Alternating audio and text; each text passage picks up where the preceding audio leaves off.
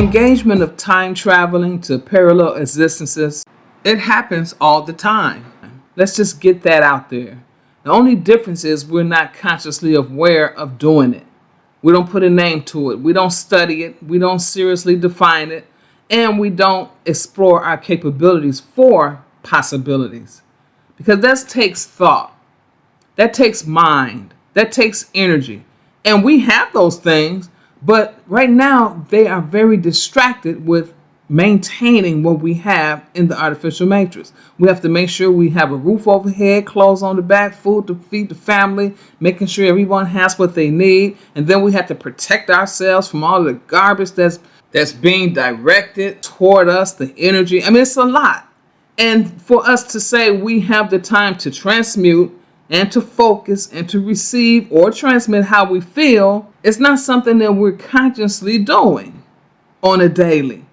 It takes working with our own projections and how to direct our own projections while getting rid of faulty beliefs and misconceptions. It's hard to work with our projections if somebody else is giving us their projections and making us feel like it's ours. That's called gaslighting. And frankly, it should be called satanic. In order for us to be aware of what we're doing, in order to go into a greater reality, it's going to require us to actually operate within our true nature as alchemists. Yes, we were born as alchemists, and energy is in abundance for us to shape and mold as we please, as long as we're operating within universal law. Now, for me to explain energy, I will have to go all the way back to the Rang, not the Big Bang, but the Rang, and then explain every particle that has come about to bring about the abundance of energy in this universe. Not on this particular video. We're going to slow walk this stuff so that we can make it real, not just sounding so scientific, because we operate and mold our own reality every day. We do it. So my job is to put everything in layman's terms. We can start off by asking a few simple questions. Like, for instance, do we have the energy to go to work? Do we have the energy to exercise? Do we have the energy to plan a dinner meal or to go out? Let's put it another way. Do we have the mind to go to work? Do we have the mind to exercise or the mind to cook dinner or go out? What comes with this process? We're talking about energy and we're talking about mind. Now we have to talk about how we feel about those things and be honest with ourselves. It's important because we can have the mind to do something like go to work, but not have the desire to go to work because it's not our work. It's not something that we want to do. If we're going to a job, we're going there just simply to get a paycheck, but it's not the desire of our heart. When we begin to do what we want to do and that we desire to do, our energy levels tell off on us, and it's going to shine. It's going to let everybody know, hey, I love doing what I'm doing. I love my own work, my own business. But if it's something we don't like, everybody can see the cloud. They can see the mood is dragging. The energy levels are low. It's irritable. You feel, either you have enough energy or you don't have enough energy. But what's going to determine that? We have to have a thought. We have to have a desire. And we have to have enough energy to help bring it about. We have to ask these questions so that we can answer them as we slow walk what energy is.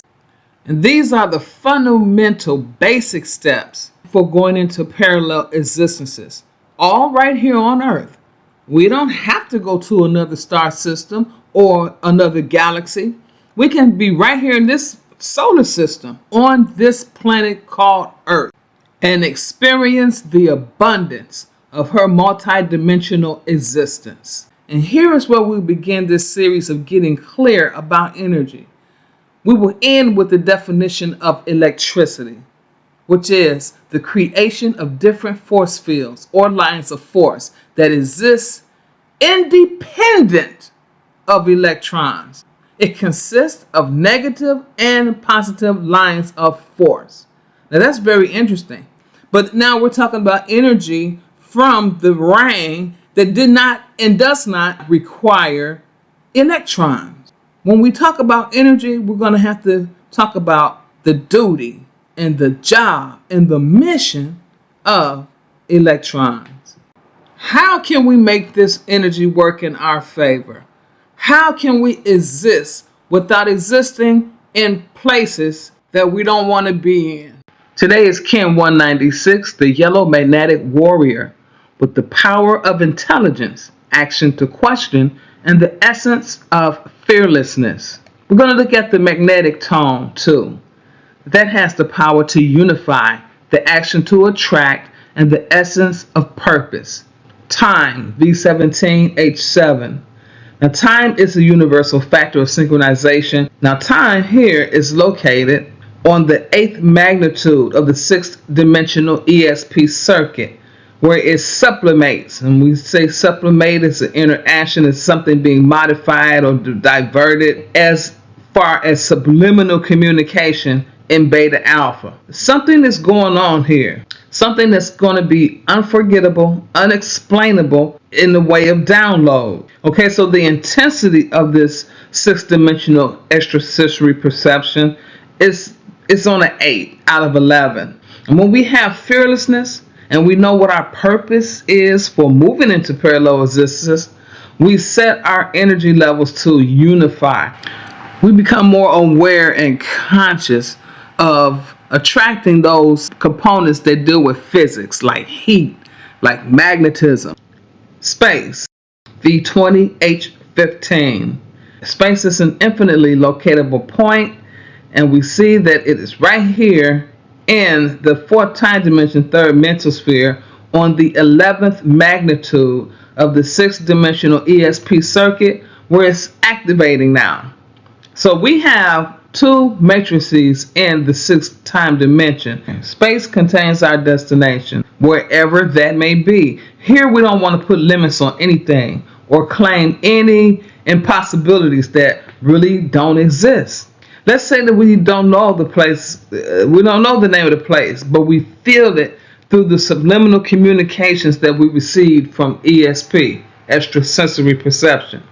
Whether that be a vision, an inkling, a feeling, a place, whatever it is, we can pick up a visual of this beautiful place with high vibrations of love all around us. We're full of joy. We have everything we need and desire within divine will. And that's enough information for us to know that is where we want to be. And that begins with a thought. From that thought, we come to mind. And from the mind, we have the will. And from the will, we have spirit. And this is the area of the hollow mind perceiver that we call the cosmic cube. Synchronicity, V14H17. Synchronicity is the operation of a higher moving template of mathematical order that coordinates all phenomena telepathically. There are no coincidences. Everything is connecting as it should.